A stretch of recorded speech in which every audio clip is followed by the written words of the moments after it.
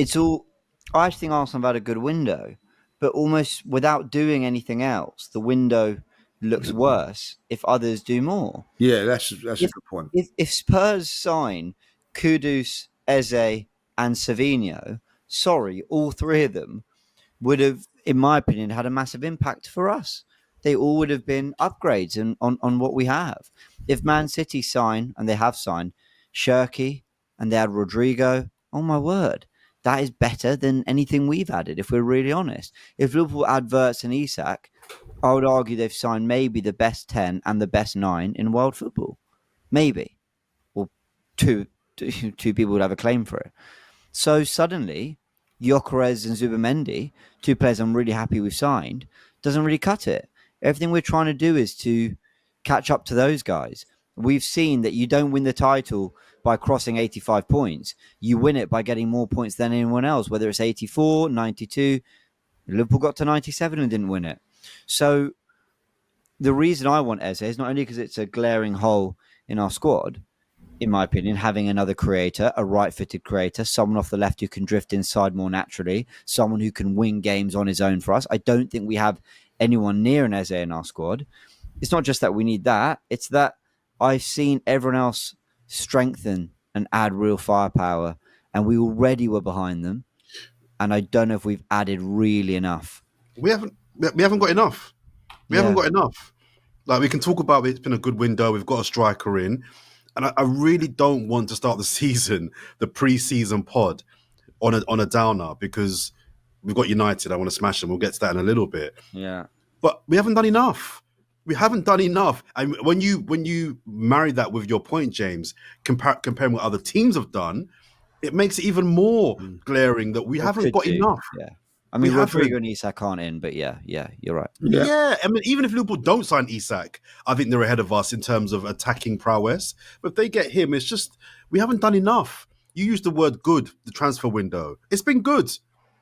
No more than good. It's not been very good. It's not been brilliant. It's not been sufficient. We've made transfers this window that, for me, keep us competitive. We haven't made transfers that make me think we're the team to beat.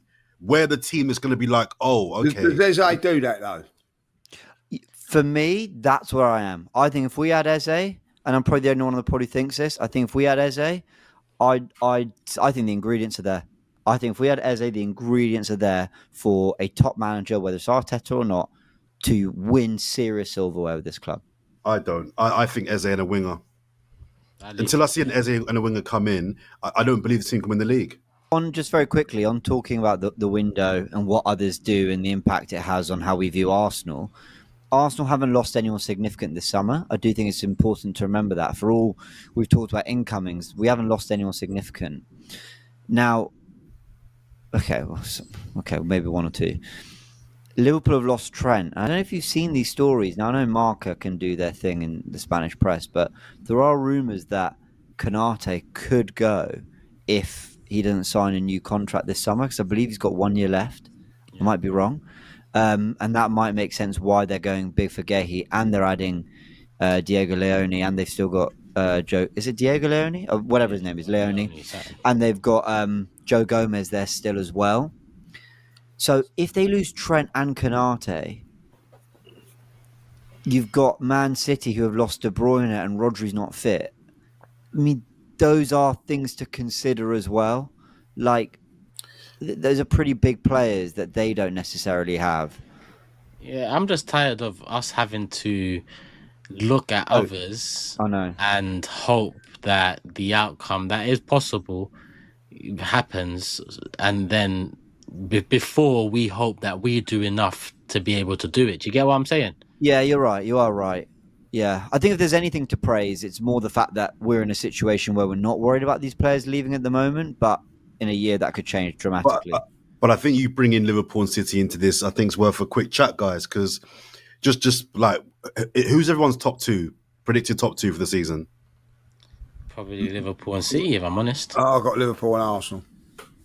James? I think it is City, Liverpool. Sorry. Oh, you think third?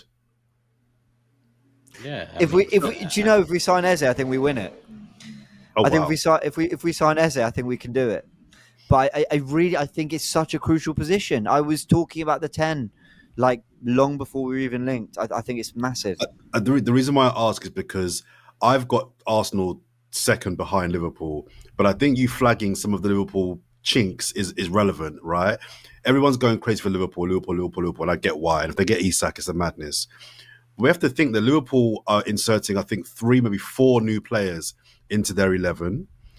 Jeremy Frimpong looks like he's going to be a lot of fun this season, but I can see him come second half of the season getting caught out, or the league catching him out. Mo Salah, no one's talking about Mo Salah. It's another year. He's another year older, new contract. People talk about he's a professional. He's tried and tested. It wouldn't surprise anybody if he scored 30 goals this season. But it also wouldn't surprise me if we saw a dip from Mo Salah this season. His positioning will have to change slightly if Isak comes in. So I don't think Liverpool, and also Gravenberch. Do we think Gravenberch is a really, really good player or just had a really, really good season? Say that again? Gravenberch, do we think he's a really good player or do we think he just had a very good season? He is a good player. I mean, even from youth days, he had something about him. I think he just struggled to find his feet at Bayern and then Liverpool didn't work out until he got moved into that position. I think he's a good player. I think he's a good player, full stop, bro. I'm not going to lie. Okay, I'm not saying he's not. I'm just wondering if last season was like, he was amazing. Is that the real him, or did he just have a good year? Maybe you're right. And then you look at City. There's quite a bit of churn there as well. And I'm not convinced that. I don't think City finished top 2. I think City. I wonder if the end of the season for City was the blip, as opposed to what we saw for most of last season. I think the Pep thing might be coming to an end, and I could be made to look like an idiot. And they could be, as James says, clear by 8 points come bloody November. That wouldn't surprise anybody either. But I'm not convinced this City team can go again under Pep. I'm not convinced by City. So I'm making the point. I think Liverpool win it, but the more and more I think about it, maybe I'm talking myself into it. The more and more I think Liverpool aren't as flawless. I think we've got problems, but I think they've got problems too. And I'm not convinced by City. I think if we complete our window, I think we can absolutely do it.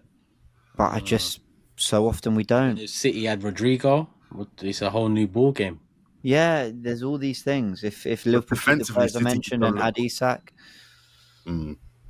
it's difficult because every team is flawed in some way. I think Arsenal, you can look at the team and say they lack a bit of creativity. City, I think their biggest issue is that they're completely reinventing themselves. They're now going to have high-flying fullbacks. That exposes what isn't the quickest of defences, and Rodri isn't kind of fit and ready to go. And he's crucial for them without having De Bruyne. Who's their back four? Well, exactly. I mean, I don't know if it's Diaz or Gvardiol or Akanji or Stones or all injury prone. Or injury prone. I was going to say that, all injury prone. Yeah, Vitor Reis, I think, is still there. 2 years now. I can see Edison not finishing the season in goal for City. I'm just saying all these might be leaving. They might be adding Donnarumma. Well, exactly. So all these attackers we chat about at City, but they might bring in Rodrigo. That's all well and good, but defensively, I'm not having City. I'm just not having them. But Liverpool's big problem is that I think you're understating our problems. Then be good if Wolves beat them, wouldn't it? Because obviously you look at Arsenal through the same microscope and you could say similar things, maybe not defensively but offensively for sure. I think their defensive problems are bigger than our offensive problems. Listen, Arsenal have gone and got what we've all been craving for, a proper centre forward. So how can you over the last couple of years, if we had a proper number 9, we'd win the league. Well, we've got a proper number 9 now, and we're still not going to win the league.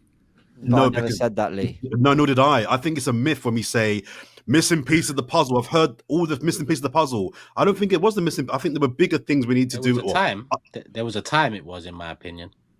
Yeah. But there was a time. Yeah. Not last season. I think last season we needed more than just another top striker.